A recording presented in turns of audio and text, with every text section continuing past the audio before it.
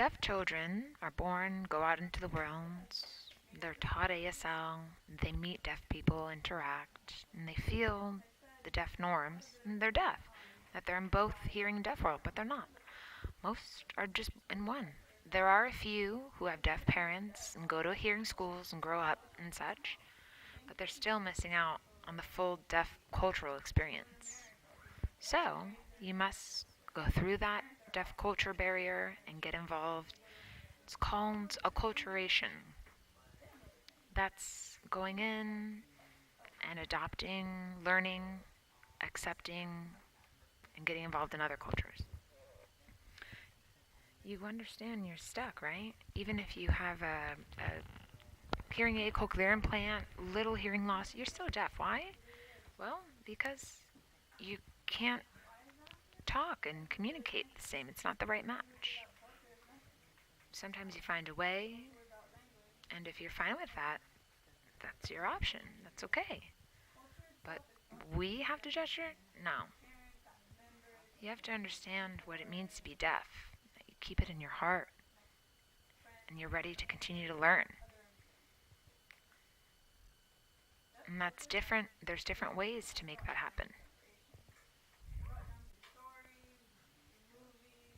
There are many ways people come into deaf culture and try to learn and understand. It's often called cross-cultural interactions. That's often different views, misconception, conflicts, because there's different values.